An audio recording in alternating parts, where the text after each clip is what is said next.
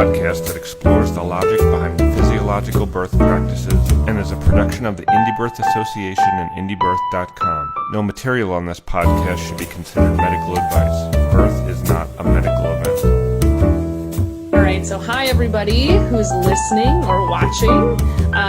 Welcome to this episode of Well Actually, which is my podcast that I do through Indie Birth. I'm Margot Blackstone, and today I have a special guest joining me, which I'm so excited about. Her name is Ijeoma, which I think I said right. Yes, you did. Yes, that's amazing. Right. And she's going to share some of her birth experiences with us, and I'm really excited. She is a doula, a pregnancy yoga teacher, and a mom, and a baby yoga teacher too, which I would love to know more about that as well. Yeah. She is passionate beyond words about birth and everything related to it, more so now after the birth of her second baby, Uma. Yes. We'll be hearing about. So welcome to the podcast, and thank you for taking some time out to join me. Yeah, thank you. Thank you, Margot. Thank you. It's nice to be here. Yeah. So it's evening where you're at, right? Yes, it's 5 p.m. Yes. Okay. And it's morning over here in snowy Minnesota. Lovely. We don't have any snow here. It's just like cold and no snow. I'm like, what's the point of it all? Worst. So we had this really fun thread, which I think I'm going to try and do more regularly in one of our Indie Birth groups, asking for people to post photos, right, of their birth experience that they wanted to share. And it turned into this really amazing, gigantic thread of all these really cool birth photos. And one of them was one that you posted. And I can't remember exactly what you said, but you included some text with it. And you said something about it being an unassisted breech home birth. Yes. And something about it, the photo and what you said about it, just made me think like, I need to talk to you and learn more about this because it sounded really interesting. So you graciously have agreed to talk with us a little bit, and I'm so glad. So where should we start? I'm going to put up the link to your birth story so that people can read it on your blog as well. But maybe tell me, how did you come to the point of wanting an unassisted birth, and sort of how did that happen?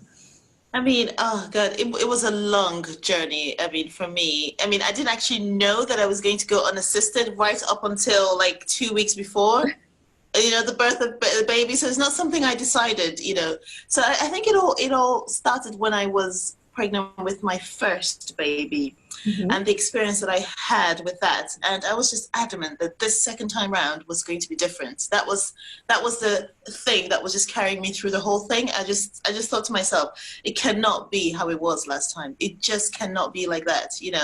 I felt all sorts of things. Is it okay if I talk about it now? Yeah, go for it. So it was like, it was a 5-day labor that I had, and I kept going into the hospital, to the midwife-led unit to get checked, and I was too excited, I think, and I was naive, and I didn't do a lot of research, a lot of reading, and my waters broke at some point, and then there was meconium in my waters, and that kind of just set me on another kind of spiral, and then I just lost myself in that, and I was like, oh my God, I can't be able to give birth in a midwife-led unit because I have meconium in my waters, because they won't let me, so I went there, and then they sent me to the hospital, and I was crying, and then there was this thing about, we need to rush, we need to get things going because baby has meconium, and all these rush and things, and I kind of just let myself get carried by that wave, I just kind of, I didn't think I had the power to object. I didn't think I had the power to question anything, because these people knew best, and whatever that meant. So I kind of just let myself go with it, and they broke my hindwaters, and there was more meconium, and everything just moved quite quickly. And then pain was unbearable for me. I had epidural, and I was there lying on my back thinking, oh my God, this is really not what I wanted. I had read a few things. I had read Ma's Guide to Childbirth and some things, and I kind of had an idea of what I wanted, but I think I wasn't really prepared for the actual reality of the situation. And and my husband wasn't prepared at all. So and it was just a mess, you know. And I was there lying, and you know, my legs up in the air, and at some point there were like 10. It was like, I don't know, 7 doctors, I don't know, whatever they're called, walking into the room with their white coats telling me, if you don't dilate in an hour, if you don't reach 10 centimeters an hour, we're going to have to go to cesarean section. And I was like, oh, you're joking me. No way. I prepared for all of this and I'm having a cesarean section. This is not going to happen. So I remember telling my body, oh my God, please, just do it. Please, you know, just get there, you know. And I was 9 centimeters when they were saying this. And then I finally my body managed to do that. I don't know how, under that pressure, you know. I wouldn't if somebody was telling me that. Anyway, my body did it, you know.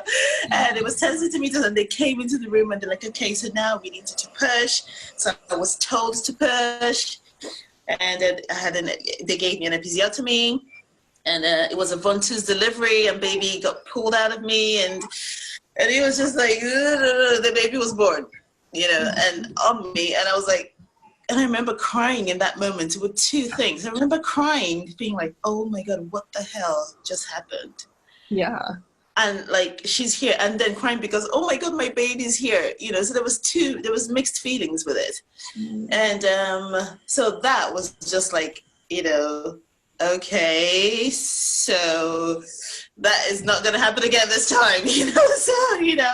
So I finished doing that, you know, did all of that. And it was, you know, it had all sorts of things in me. I had to work through quite a lot of stuff, and I worked through trust with my husband because, you know, I remember at some point, I remember thinking, oh, I want a doula. I'm going to get a doula.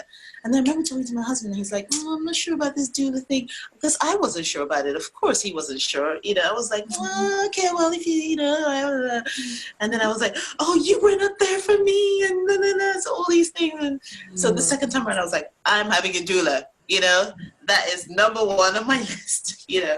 So anyway, so it was all of that kind of just made me realize, I think, my naivety going into the situation, thinking that I knew and realizing that I didn't, and also trusting, you know, the system more than I trusted myself, you know. And that was hurtful for me, you know, to realize that I was, because there's this thing we have in the UK where we do birth after thoughts, they call it, where you, after you've given birth, you know, however many years it's been, it doesn't matter, your files are kept. And then if you want to have a look at them, a midwife comes to your house and you can go through what happened step by step and kind of break it down in that way. And so I did that, you know, when I was pregnant with Uma, and I just going through the whole thing and just, you know, just playing it all back in my mind and thinking, oh God, what was that? And then things in the notes, consent to episiotomy. And I was like, I don't remember being consent. What? No one asked me. I was just cut. Consent to this. And I was like, what the? And I was like, so that was when I realized, I was like, okay, something funny going on in here. I was like, okay, all right. Thank you for the information. Not going to happen again. So that was the kind of background, and that was the reason why I chose something different this time. Yeah. So tell me, you know, I only read the latest, like the most recent blog post of yours. Yes. And so maybe if I had dug further, this would have been answered, but either way. So what was your plan with the second pregnancy? It sounded like you were seeing midwives and you were sort of trying to figure out, and like you said, maybe you didn't decide for sure until like the very end what you were really going to do. So like, how did that look? And let's start there, I guess. Okay. So I decided, so when I found out I was pregnant, I didn't tell anyone apart from my husband and my friends. And I didn't call the medical people until I was 18 weeks, you know, supposed to be 18 weeks. So I was like, I'm just going to take my time, because I remember first time I just jumped on it and I was like, I'm pregnant. Hey, start poking around and start digging around and start doing stuff to me. I was like, actually, I'm not ill.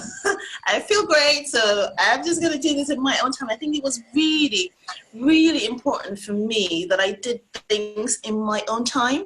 That was the thing, that I just didn't want to be pushed by anyone. I just felt, because for the first birth, I felt like I gave away my power to people, to people outside of myself. And it was really important for me to really, tune into how I was feeling and really ask myself at every point, is this what I want, to do?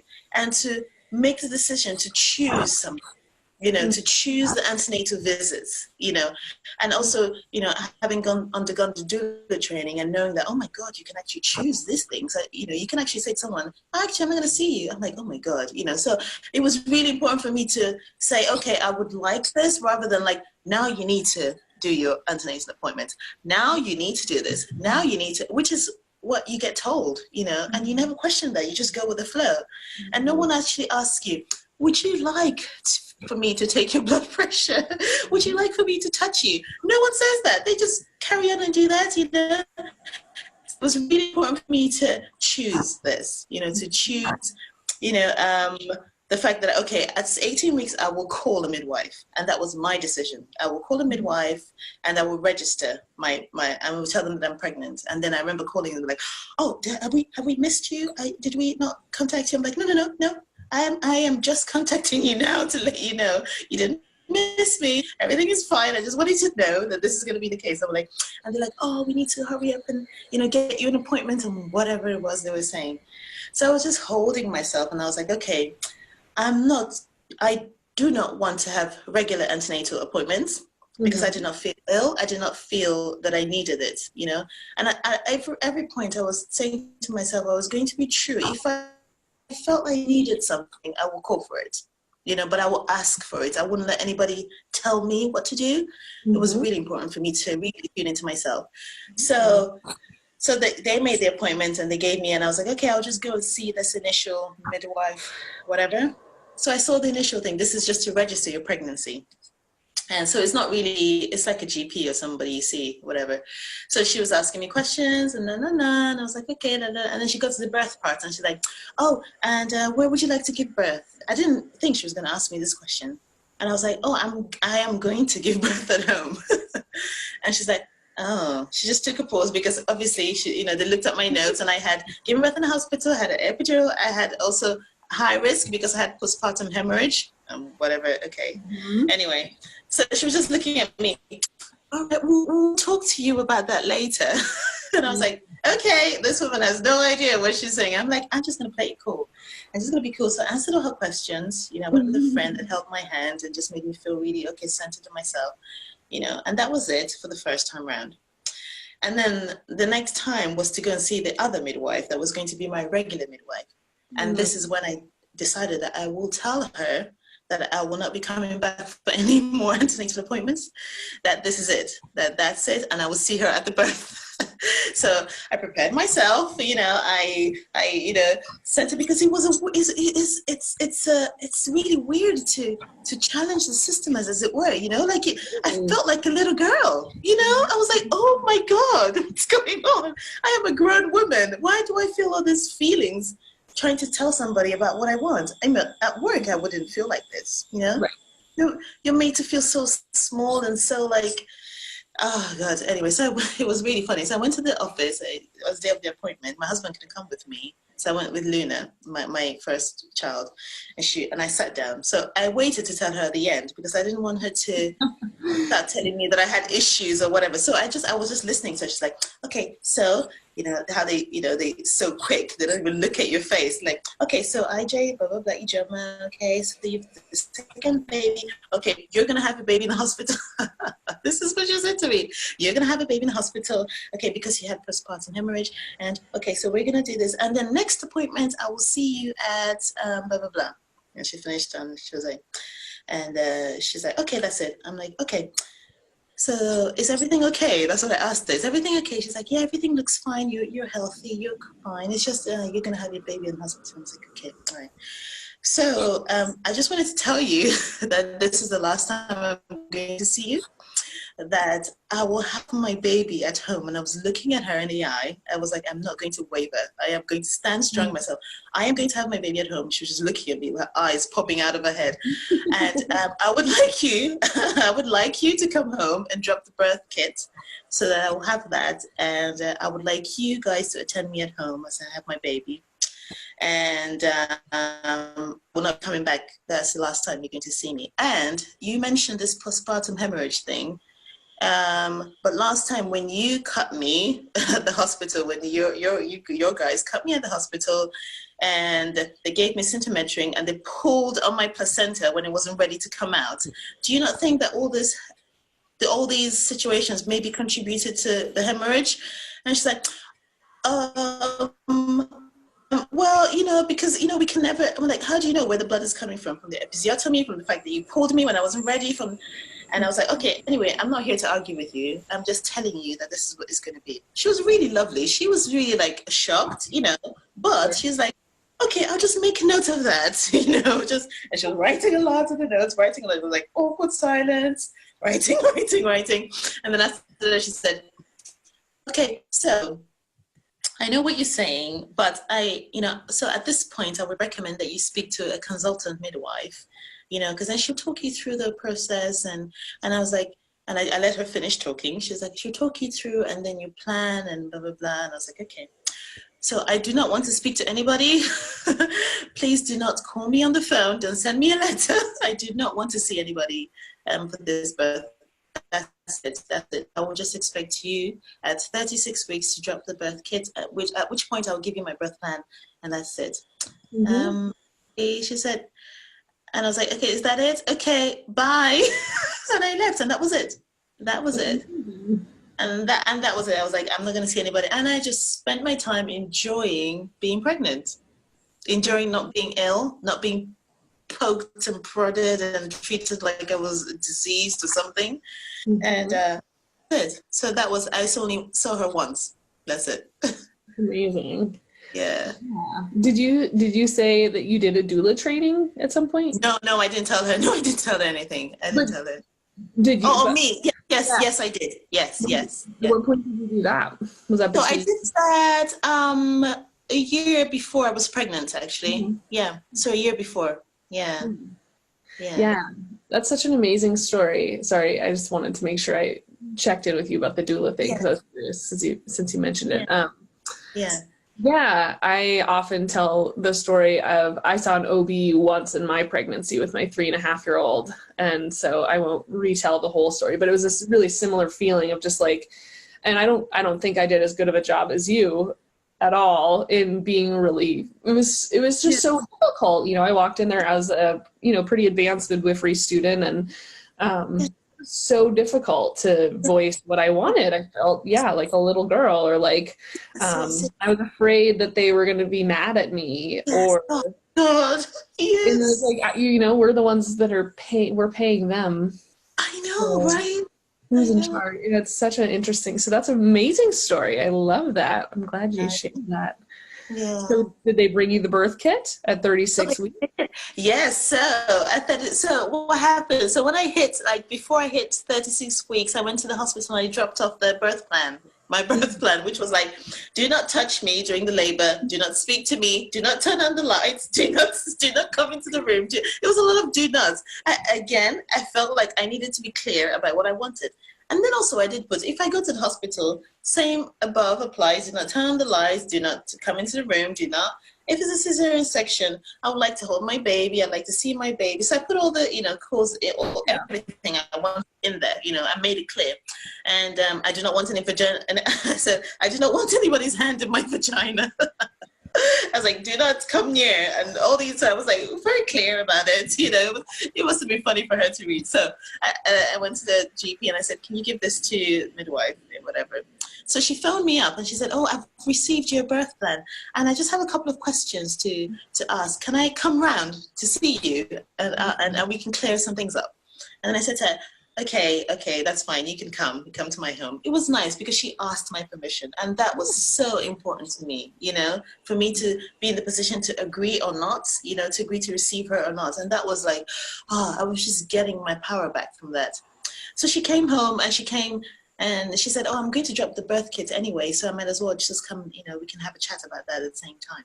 So she came into the house and she dropped the birth kit, in the dining table, and she said, okay, so I see, where you said no vaginal, no one to come touch your vagina or somewhere, lay hand in your vagina. She didn't say, she wasn't that prude. She was reserved. She was like, you don't want any vaginal examinations? And I said, yeah, I don't want that. She's like, well, how do we know if you're progressing or not? I'm like, I don't want that because I think that is going to affect my labor. I'm sure that will affect my labor. I just don't want anybody to touch me. That is very important to me. And she said, okay, that's fine. I could just make a note of that. And then she said, is there anything, is there anything you want me to do? Is there anything I can do for you? And that's when I thought, well, I kind of been feeling baby in a weird, I don't know if baby's head down or I don't know. And so I'm like, can you check? Is it okay if you can just check and tell me where baby is? And then this is when we went to my birthing room and we lay down on the floor. She walked in and she was like, all these yantras and all these things and all these cloths around. She was like, okay, whatever. So I lay down and she used a pinard to check. And she was like, it took her time. And she said, and then after she finished, like, she spent quite a bit of time pressing, She said, I think your baby might be breech, but I think the head is up and the bum is down. But I'm not sure. And but that's what I'm getting, from the reading. But I don't know. I think it might be breech. So at this point, we will offer you the ECV. We'll offer you another scan. We'll offer you this and that and that. And I was like, okay. Again, I let her finish her sentence and whatever it is she was offering me. And I said, no, thank you. Thank you very much. I think I'll just wait and see on the day what's going to happen. Mm-hmm. And she said, okay, all right, I'll just make a note of that and then I'll go. So she made a note, and then she left. And then I went to my husband like, oh, no, she's breech. Oh, no, this is not happening to me. And I just broke down and I said to my husband, no way, I cannot do this. I can't. And he's like, come on, what's it? And I told him, he's like, you don't know. We're not sure. Why don't we just wait and see on the day what's going to happen? And we'll just try the best we can and see what's going to happen. And then I said it to, and I was like, okay, yeah, you're right. Okay. So I was doing my inversions, spinning babies, doing all the inversions. I went to see my osteopath, try to turn, loosen up my hips a bit so I can get more space. And I did this for like 2 weeks. And after that, I was like, I'm tired. Okay, I'm not doing anything else. We'll just see what happens. Mm-hmm. And meanwhile, I get a letter from the consultant midwife. I did tell them not to send me a letter. So she sent me a letter. It's fine. She didn't send me a letter and she's like, I didn't read it. So I said my husband to read it because I was trying to test my mental well-being. I didn't want anything to bring me down. And I felt like it was a negative letter. So I didn't read it. So before that, a week before I got the letter, I got a call from the consultant midwife. And she said, what's her name? My midwife had told her about my situation, that my baby might be breech, and they've offered me this, that it would be quite nice if I come and have it. They would be gentle, and it's just for them to be sure where baby is. So on the day, they'll know what kind of help I need and what kind of help they can provide, and, and all this stuff. And I said to her, I am not coming into the hospital for you to touch me. I do not want anybody's hand on my body. I don't want anybody to touch me. I don't want anybody to try to turn baby. If baby's breech, we're going to find out on the day. And she said, oh no, but if baby's breech, then if we don't have the people, you might need to transfer. I was like, I've told you what I'm telling you. I'm going to stay home, okay? We'll find out on the day what is going to happen. I am not coming for you to try to talk me out of my plan. And, and I know that part of this call is for you to try to convince me otherwise. And she's like, no, I'm not trying to convince you. I'm just trying. I'm like, yeah, I know. That's it. I've said my piece. I'm going to stay at home and then we'll see what happens. And then we'll take it from there. And she was not happy with me, and I didn't care. And I was like, yeah, I said what I wanted to say, and that was the important thing for me. I didn't back down. I stood up for myself, So after we had the conversation, she sent a letter. She's like, with regards to our conversation, I'm just sending a letter, and then she presented the whole case again. We need to know where baby is, so we need to know what kind of help you need on the day, and blah, blah, blah. And my husband read it, so I didn't really read it. So he just summarized the thing. Yeah. So he basically said to me, what they're saying is that they might not come if you're in labor and baby's breech, that they might not know how to support you. So I was like, okay. And that's the point when I said to my husband, we're going to have to do it ourselves. That's the point I said that. This was 2 weeks before. So this was like 2.5 weeks, 3 weeks before the birth. This is when I said, okay, honey, it's going to have to be me and you. And he looked at me and said, okay. And that was the point. And I was like, okay, we'll do it. So again, I commenced my research again. I started reading about breech birth. I was like, I cannot believe I'm having a breech baby. And my husband's like, how do you know she's breech? You don't even know. We're not sure. Stop telling yourself that she's breech. She might not be. But I'm like, oh, but what if she is? I need to be prepared. So I read a lot, and then, and I watched a video of this lady. She was just like me, giving birth to her baby. Was so powerful. I put the video in my blog, so if anybody is listening, they can have a look. And she was so, I don't know, so powerful, and so it felt like a powerful and intense experience. She had her husband and her doctor and some other people in the room. So it wasn't a free birth, but still just seeing that, it just clicked something in my brain. The bum came out like a sandwich, and then the legs kind of popped out, and then the head came out, and that was it. And it felt that really, I don't know, it just really, something in my brain moved on that when I saw that picture, and I felt like, oh, okay, I think we can do it. I think I can. I think that looks okay, actually. And so I watched the video first, and then I said to my husband, okay, so your role is going to be, because when I was watching the video, the doctor kind of put his hand in and popped the baby's legs out behind, and then that released the body, and then the head came out. So I said to my husband, okay, so what you're going to have to do is like, you're going to pop the legs out. And he's like, what are you talking about? I'm like, do you want to see the video? So I showed him the video, and he's like, oh, okay, that's pretty easy. He was so good. He was just, I said to my husband, like, I don't know, I cannot thank you enough. Like, how he was so composed with everything. And I was like, yeah, it's fine. I can do that. Anyway, so I was like, okay, so that's your role. This is what we're going to do. And he's like, okay, that's fine. And then actually he didn't get to do that on the day. So so that was the kind of background. That was the thing. So that was simmering away. I was like, okay, baby's breech. I'll just have to see.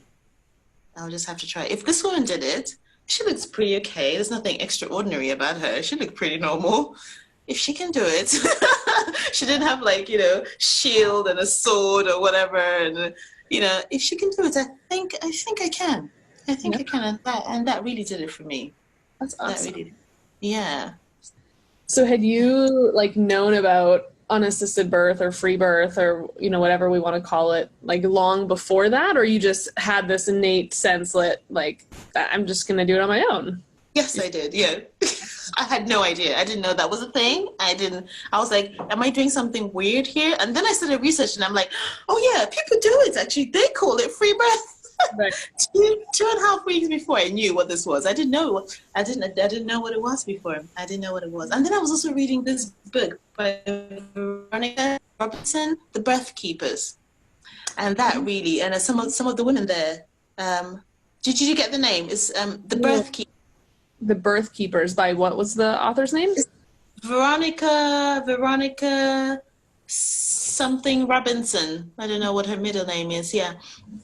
So some of the women in there had free birth, and then I was like, oh, that's a thing, And my husband's like, of course it's the thing, how did women, do millions of years ago, and do you think they had all this stuff?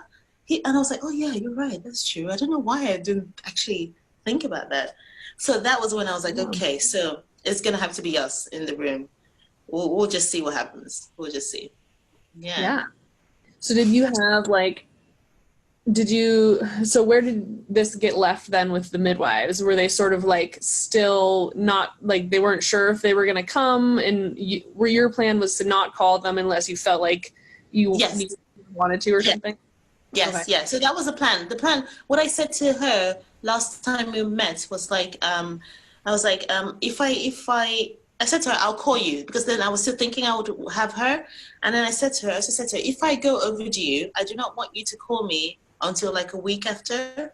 Don't call me like the day, and meet like the hour after, start telling me, gee, what's coming for an induction? Because I'm going to hang up the phone, because that's what they do. You just like late by like 1 hour. Okay, so do you want an induction? I was like, don't call me. So that's why I said to her, I'll see you at the birth. If not, don't call me on the week after, and then we'll see. That's what I said. Nice. Yeah, so that's how we left it then. Yeah. Awesome. Yeah. Okay, Yeah. so is there anything else in the pregnancy you wanted to talk about, or should we? Pregnancy.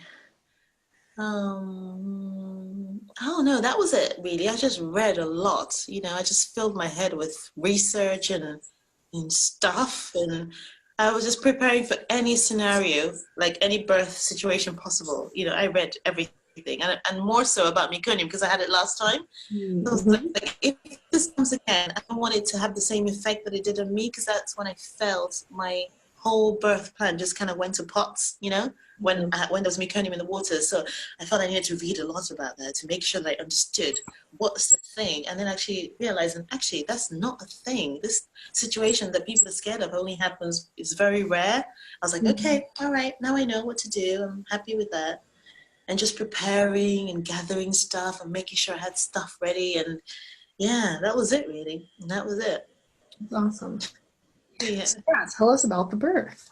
What happened? So what happened? So I was feeling, like this kind of primordial labor, like 2 weeks before baby was actually born. So I remember some nights I would just be feeling it really heavily, and I'll say to my husband, oh, maybe it's tonight. And then I'll be moaning and groaning in the bed and just really riding it. And then I'll just have like a really lovely sleep. And then we'll wake up in the morning and we'll look at each other and just burst out laughing. Like, oh, okay, that was nothing. It was just really funny. 2 weeks. And there's nothing going on. And then this day, I kind of woke up and I just felt, when you just, it's like the day before your period, you just feel this kind of haze. And I remember, it's just delicious. I remember this feeling quite well. Every time I have my period, I'm just like, yeah, this was the feeling. Everybody just kind of, waddling downstairs and going to pee again. And then I just wiped myself, and there was this very faint show on the tissue. And I was like, oh, it's coming. And I was like, okay, patience, patience. That was my mantra. I mean, I made a plaque of patience and put it beside my bed. I was like, just patience, no need to get overexcited about anything. So I happily waddled upstairs. I couldn't sleep because even though I said patience, I was a bit excited. So I said, because I'm staying awake and feeling the deliciousness of it. I was like, oh, it's going. And I was really excited. I was really, really excited at the beginning. But I was like, okay, patience, don't be excited. Just ride it, just be calm. And then my husband woke up and he looked at me. He's like, what are you doing? I'm like, I'm just playing a game. I think baby's coming today. I tried to say it in a very non-excited voice. I was like, I think baby's coming today. And he's like, are you sure? I'm like, yeah, I think, but just go to work and then we'll see. So he went to work. As he was going to work, I was feeling this bubble, this thing all around my face. It was like, oh, it's so lovely. So he went to work, and then when he went to work, I started to feel a bit like it started to come on a bit more. But then I had Luna, and she had to go to nursery, and I was like, oh my God, if this really kicks up, I can't take her to nursery. So around like 10 o'clock was when it started to get a bit more like, and then you're coming all over me saying, mommy, and I was like, oh, I can't hear this voice anymore. This is so annoying.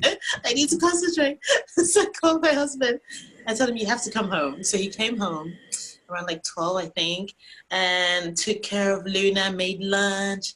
And I remember just coming downstairs, still feeling like, just riding it. And I had lunch, and I was like, oh my God, this is the last lunch, maybe. I'm going to be eating on my own, really loading up on that energy. And after that, I just went upstairs quietly, and he just took care of everything. So I was in the bed, just really moving with it, it started to get intense, and he took Luna to nursery, came back, started preparing the pool, started preparing, doing everything we talked about, talking to me also in the bed, all the essential oils and all the flowers and everything, just exactly like I wanted, it was just perfect. And then as he was doing all of that, I remember it was just feeling very heavy, just down there, was just feeling really heavy. And then he said to me, "Oh, I need to go and pick up Luna." And I was like, "Oh, no, don't leave me. Don't. Baby's gonna come. No way." And I'm like, "Don't go." And he's like, "No, I'll be back. I'll be back as soon as you know. Don't worry. I won't be long." And literally, it was like I lay down and got up and he'd come back. I'm like, how? I mean, it was just like a bit, it was a bit weird in my head. I didn't know what was going on. It was all like, oh. Anyway, when he came back, I was like, "Oh my God, he's back." And he brought a bucket, and I was like, I feel like I need to push, honey. You need to bring something. I can't go downstairs. And he brought a bucket upstairs. And I was in the bed. I remember at this point lying in the bed and just feeling all these intensity. It was just really, and I remember, okay, so I remember listening. So I had a playlist. So I put on my music, and I was like, okay, I'm going to listen to this throughout labor, just flowing in the sounds. And then, because I'd listened to this particular music like for 2 months, every night, continuously, like nonstop every night, and just listening to one round, it just went round the playlist, and it started again, and I was like, "No, I can't. That's it. I'm done. That's all I needed to hear." I was like, "Just shut that off, please. No more music." I just needed like the silence. I wanted to. It felt like I was listening in to the constructions, because they were just coming, and I felt like I didn't want to be distracted. I didn't want to focus on anything else. It felt like when I focused on anything else, it was unbearable for me. But when I focused in on it, like really, like we do the meditation, like really focusing in on it, the waves just went over me, if that makes any sense. So that was really, so I was just riding in this way. And I remember at some point, because I was on my side for the whole of my labor. I was lying on one side. So at some point, my doula brain kicked in, and I was like, "IJ, what are you doing on your side? You need to get up on all fours. This is not a good position to birth your baby." And I got up. I didn't get up. I kind of tried to pull myself up into all fours. And I'm telling you, I have never felt such pain, ever. It was going to drive me crazy. It just toppled me over. I was like, okay, all fours not working, down on your side, And that was really a humbling experience for me, feeling that, thinking, actually, all fours might work with other people. All fours are just not working for you right now, And I was like, in my head, I was like, "Oh my God, that's a really good lesson." So I was taking notes, I was in labor and I was taking notes in my head. I was like, okay, that doesn't work. Something to remember for later. Okay. So meanwhile, I was doing all of this. Intensity was getting strong. Bucket by my side. And then I felt like I want to push. I was like, "Oh my God, baby's coming now. This is amazing. This is incredible. How quick." And I just knelt down. I just try to pull myself down on the edge of the bed, knelt down, and just pushed. And I didn't actually push. My body just pushed something out, and it popped. It went, all the water just went push out, and it was brown. There was meconium in it. And I was like, okay, there was not. And I just went back to the bed. That was it. There was no... there was just nothing. There was no movement in my consciousness about this. It was just, okay, well, okay. And I just went in the bed. That was it. That was the meconium side of the story. That was it. And I felt so good in myself. Like, and this kind of trust of feeling like if anything was wrong, I would also feel that. If anything was not right, I trusted my body enough to tell me, "IJ, you need to do something." And it was just not doing that. Just laying back in bed. Again, flowing with it, just flowing with it. It was just concentrating on it. And then I remember at some point thinking, "Oh, I can't. I need something. I need the water, because we had the pool downstairs." I'm like, "Okay, I think this is the time for the water." Okay, so I just went. I don't know how I got downstairs. I'm telling you, but I don't know. I felt, thinking back now, it was like it's a superhuman feat. My legs. I don't know how I got downstairs. I rolled myself downstairs. I remember I was walking out. I said to my husband, I was like, is the pool ready? And he's like, oh no, honey, it's not ready. It needs a bit more time. And I just kind of brushed him aside and just plunked myself in the pool. And it was like, splash. I was like, ah. I was like, oh my God, this is true what they say. Water is amazing, actually. And the notes from my brain cells. So I was like, this is good. It felt amazing just to be in the water. That was everything down a bit, and that was really lovely. Just calming everything down. I was on my birthing, and I started to look at all my pictures and all my yantras and all the things that I'd drawn and all the affirmations. And then my friend came over. My husband had called my friend. She came over and took my baby, took Luna away to her house. She stayed with me for a little while, little stroke. So that was my pause. That was a little pause. And then she left. And soon after that, it was just another kind of like, you know, the intensity of my body being squished and, I don't know, something going on in there. It was just like, I need to concentrate on the breath. Just breathe through it. Just breathe.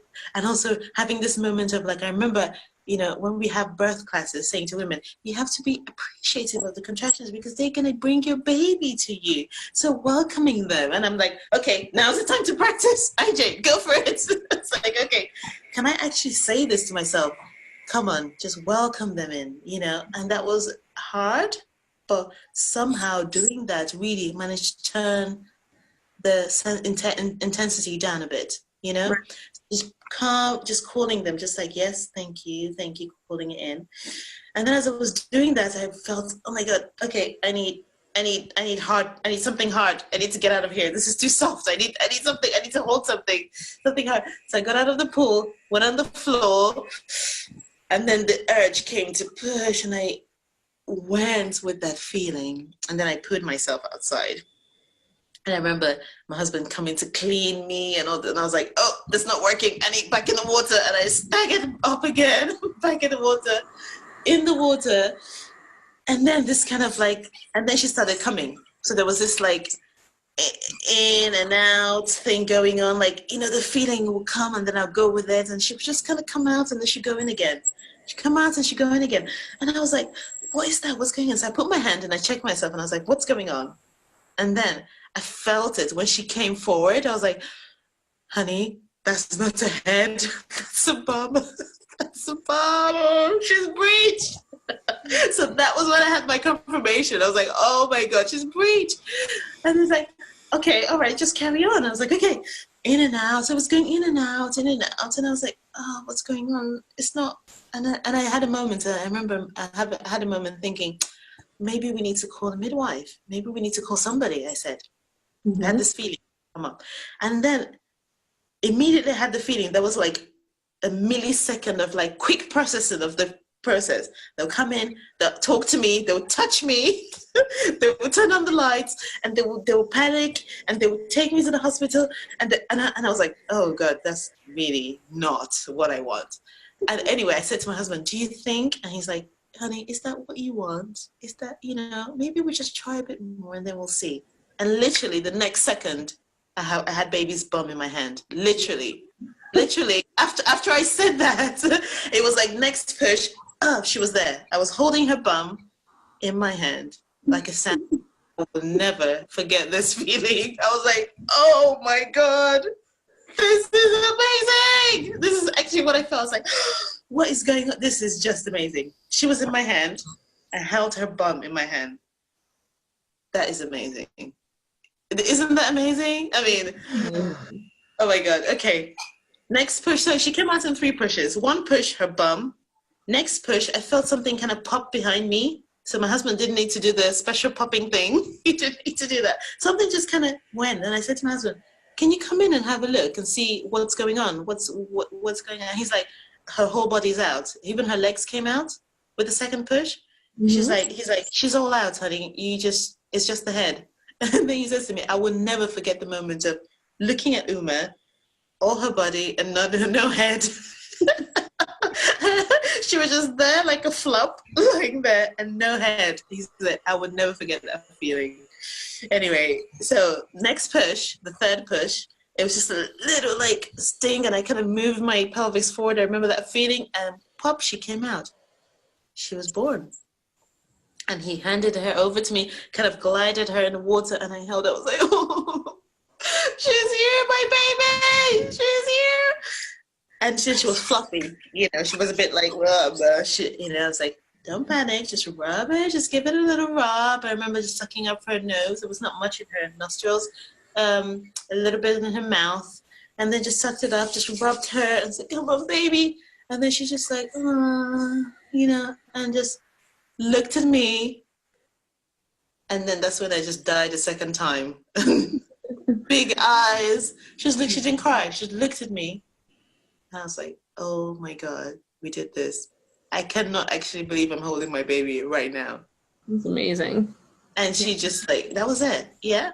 Incredible. And then that's when we took the picture that you, I was saying to my husband, take a picture, because no, we haven't done anything. Take a picture. Yes, yeah, that was it. That was it. And she was here. Yeah. Yeah, that's really amazing.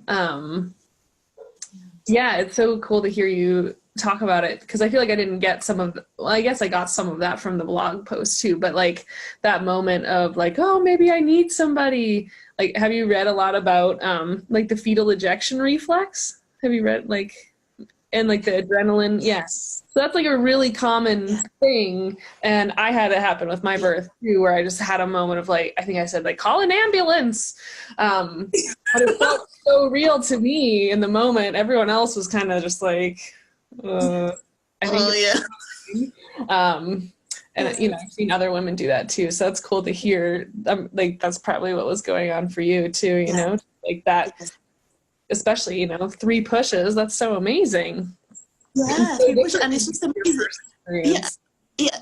It's incredible. And I was like, that feeling, like, you cannot deny this, you know. And I've read about fetal ejection reflex by Michelle, but actually feeling it, it was just like, I'm like, oh my God, like I could just stay here, my body would just give birth to this baby. Like, literally. Amazing. Oh my God. Yeah, amazing. Great. Yeah. So how was like the early postpartum with her? You didn't have a hemorrhage. You didn't need an episiotomy, obviously. Yes, obviously I didn't need that. I don't know why I needed it in the first breath. So after that, I mean, it was because it wasn't water, and I didn't know how much blood I lost or whatever that was. And I remember after that, you know, holding her, and I remember immediately putting her in the boob, because I was like, you know, my doula brain, baby, boob, placenta, you know, because it helps. And I remember her just like, I'm not ready for that boob, honey. Can you just take that away? And she actually fed like an hour later. She didn't feed until an hour later, postpartum. So that was really interesting, a new experience for me as well. Unlike my second baby, which fed immediately. So after I had her, so I was just cuddling her because she just, you know, she's fine. So I was like, okay, I'm ready for the placenta. I'm ready. Let's go. Let's do it now. I'm ready. And then I remember like looking, and my placenta was just there in between my legs. And I was like, well, that was I was like, okay. So I just literally, it was just like a bit of it inside. I just pulled it. It was just there in between my legs. There was no fuss, no nothing. It just kind of slipped out. And I was like, okay, honey, go and get the C from the kitchen. We're done.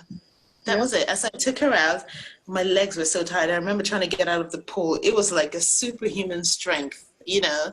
It's like like against, like everything is just pushing you down, you know. So I wobbled and waddled with my husband, you know, trying to help me get me out of the pool. I plunked myself because we'd made a bed beside the room. Hello. Yeah. Sorry. Can you hear me? Sorry, that was my. Yeah. Okay. Yeah. So we made a bed beside the room, and so I just kind of plunked myself on it. Lay down. So we had a lotus birth, so the cord wasn't cut. So I remember lying there with her just beside me, not moving. The placenta and the colander, it's probably one of the pictures in the blog is there.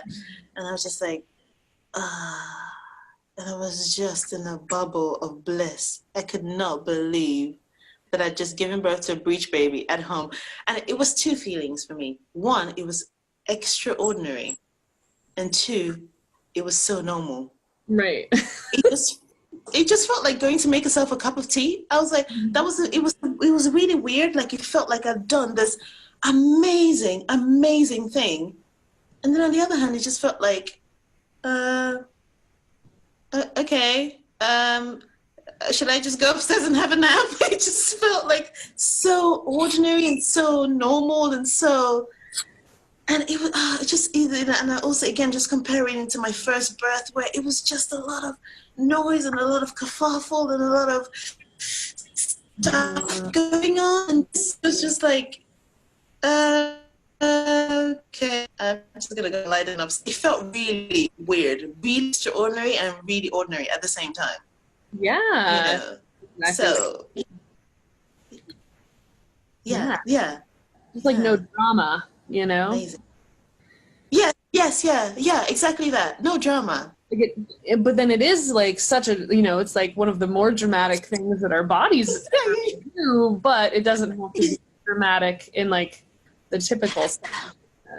I know what you mean. Yeah. So it was really weird for me to kind of feel the two feelings simultaneously. It was just like, on one hand, I was like, oh my God, I'm just like, I don't know. And, you know, my brain just exploded into something. I think my brain underwent a chemical reaction or something. I don't know. It was just like, yeah. And then on the other hand, it was like, oh, I just have a cup of tea. And that was it. You know, I didn't tear. There was no, you know, my body, I was just like, I was in awe. You know, I was just like, there's no words. I'm just like, so you can imagine how I feel now when people tell me like, oh, I'm really scared of giving. I'm like, you don't know the amazing thing your body can do. You have no, I mean, it's just, I mean, if I can do it, there's nothing really special about me. I mean, I'm just saying, I'm just a normal like person walking around the road. If I could do it, believe me, you know, it's like the trust is just unshakable. And this is what I say to women. My baseline is I completely trust you. That's my baseline. Right. That's it. You know, that's where I start. Everything else is just, you know, obviously there's differences, but that's where my start. After having this experience, it's just like, oh my God. Oh my God, you know? Yeah. Amazing. Like, yeah. Do you feel like having this experience with Uma's birth was healing for you, like after the first experience, or what was that like for you emotionally? Yeah, I think it was really healing. Also healing for my relationship with my husband as well, you know, because we had this thing about him not, you know, and then he just went 200% on Uma's birth, and I was just like, you know, it was like, oh, you know, it was just really blew my mind. I think it contributed to the thing because he was just perfect, the perfect doula.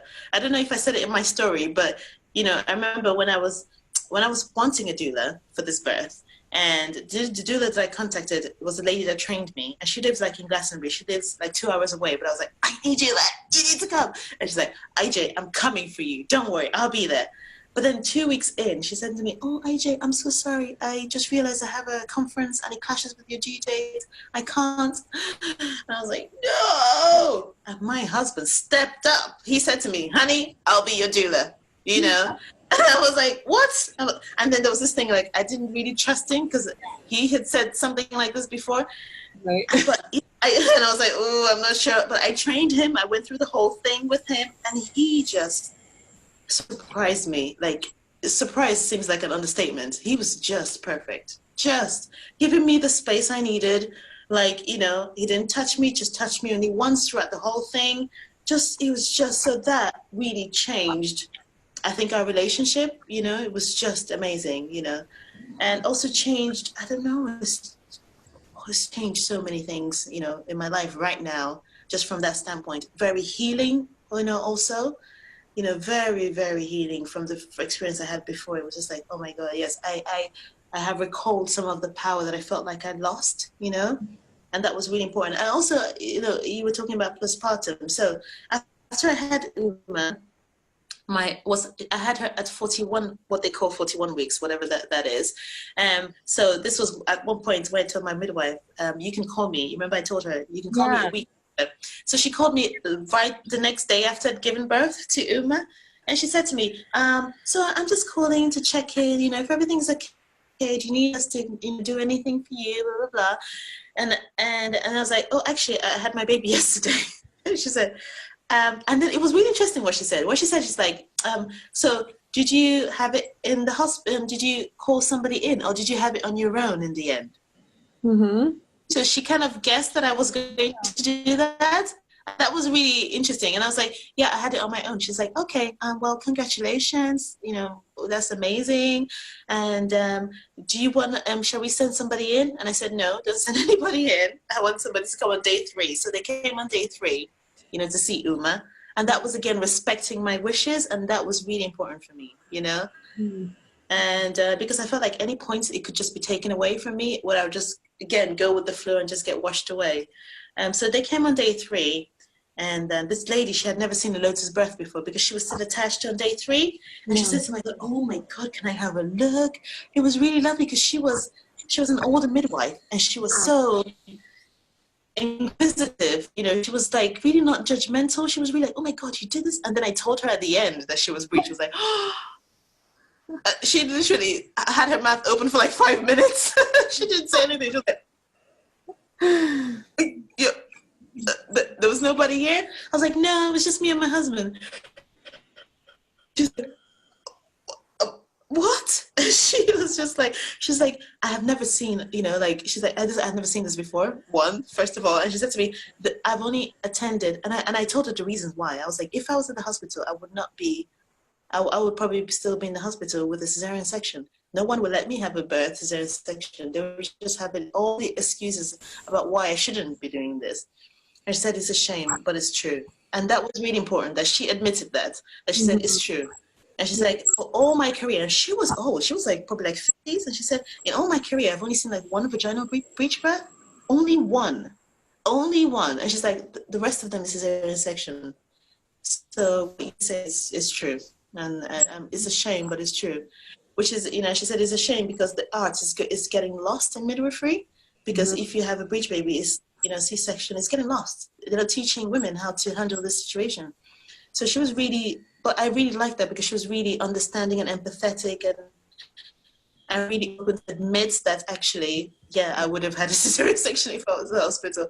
And also really being like, can I touch your baby? And I really like that. And she's like, is it okay if I touch your baby? Is it okay if I weigh? Is it okay? And these little things really made a difference for me. Really. So that was just, yeah, everything just went, more than what I expected. Really, more than what I expected to happen. Amazing. Yeah, that is amazing. And I'm so glad you've articulated that so well. The asking and the, having things be something you've actively chosen. We talk about it, like in our indie birth midwifery school and the other places that we talk about this, and Marin, I'm sure, has a podcast about this too, but we call it wise woman care. So the idea that we as midwives are not the wise women, right? Unless we're the ones having the babies in that particular moment, but always deferring to the mother. And I tell people that I've had a bunch of interviews for clients in the last couple of weeks, and I always try to stress that, and there's people that get it, there's people who don't get it, but I always say I ask everything, from big to small, things that seem benign or silly, but obviously the big things most midwives ask about, but not all midwives ask about, the minutia. So yeah, do you want to have your blood pressure taken today? Do you want me to feel your baby? Do you want to do a pee stick? Do you not? And always asking it in a way that isn't leading or trying to convince, Yes, yeah. Not expecting a yes from it, and being ready to hear a no, and and maybe having a conversation about it, Right. Yeah, exactly, yeah. I totally get that. Judgment, and yeah, it's so interesting that how is that not the normal kind of care? Like, it's insane. You know, and again, like I've talked about it in other places, the time I visited an OB, I was 34 weeks with my daughter. And before I even noticed he was getting out a Doppler to listen, there wasn't even enough time. It was already on, and it was like, second, there was no asking, there was no nothing. It was just like, I left feeling like like a cow or something. Yeah, exactly. Yeah, like a little girl again. That little girl, you just have things done to you. You don't object to it. You just say, you actually don't say anything, really. You know, we don't want to hear from you. Just lie there and present your belly, you know? Exactly. I'm like, these are women. These are women, you know? These are not girls. These are, I mean, even girls, too. Deserve that. Yeah, girls just, yeah. And that, I mean, that's, yeah. That's a big project, is how do we raise our girls, you know, to not ever tolerate that kind of anybody. The other example I talk about is he measured my belly, and he was really worried that I had preeclampsia or was going to have preeclampsia and blah, blah, blah, because of my own history. And so he measured my belly. And so, he was worried that my baby was going to be too small, and wanted to do an ultrasound to make sure baby was not too small, which I never did. And but he measured my belly and then didn't tell me what it was. And I said, well, what was it? How many centimeters was my belly? And I was 34 weeks, and I was 34 centimeters. And I was like, oh, I'm measuring perfectly. My baby seems like it's the perfect size. And he sort of begrudgingly was like, yeah, I guess so, maybe, but I still have to ultrasound. What is this attitude? Yeah, and withholding the information about my own body. I mean, what is that? What is that? I mean, that is not right. That is not right. That is not right. Oh, God.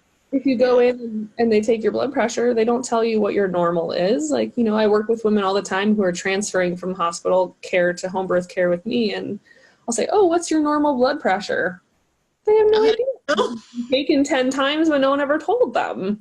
Yeah. Fascinating. So it is really, it is. This is a really big, you know, and I think it's got into that stage where women expect to be treated like this, you know, and then you're coming, you know, with the work that you do, which I love. I mean, I'm like, oh my God, there's midwives like you exist. I'm like, okay, so there's no, you know, like there's still hope in this world, you know, because I feel so, I mean, oftentimes when people come tell me this, and the women are just accepting things that are told to them, and no one is asking questions because they're like, you know, and I'm saying, did you ask? And they're looking at me like, what are you talking about? It's like this kind of like, you just don't ask, you just accept. What is wrong with you, you know? Like, what is wrong with you? Why are you asking questions? I'm like, why didn't you ask, you know? And that's the thing that bothers me, you know? We just accept these things, and then you have your baby, and then it's like, oh, as long as the baby's fine, then everything is okay, right? You know, and I'm like, no. You know, I'm like, no.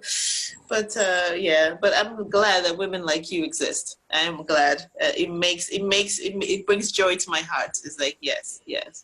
Well, likewise, same. Yes.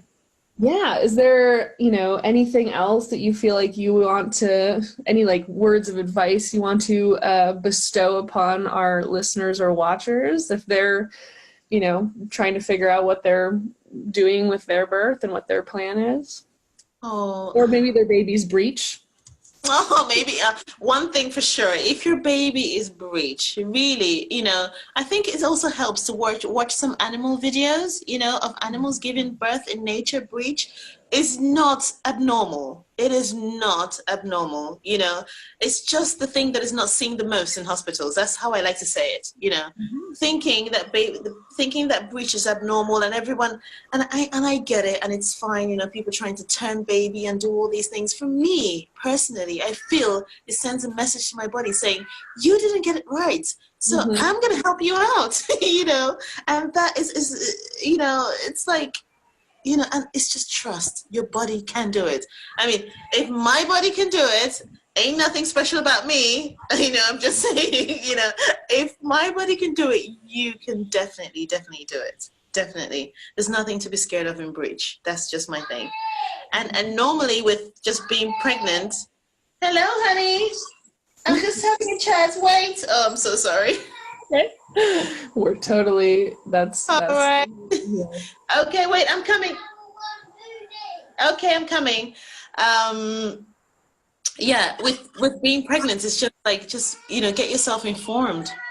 Just make sure you know the ins and outs of, where you put yourself, and with who you put yourself with, and really just, take everything with a pinch of salt. Don't trust all these things that you're being told 100%. Try to find things out for yourself and confirm with yourself if it's true, if it's true with yourself, rather than just bobbing along and going with like, yes, yes, yes, yes, yes. It's like, actually, how do I feel about this?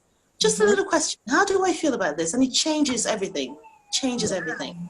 Yeah. Absolutely. No matter, even if you're seeing midwives, right? Like, Yes. Yeah. Yeah. Thank you so much for taking the time to talk with me today. I would point people towards our free Facebook groups, which is where we met, where I've found you to talk with. There's Indie Birth Community, and then there's an Indie Birth Nutrition group. We have too many at this point, but then we also have the Indie Birth Association page, which is a great way to stay current on all of our most recent podcasts and articles and that sort of thing.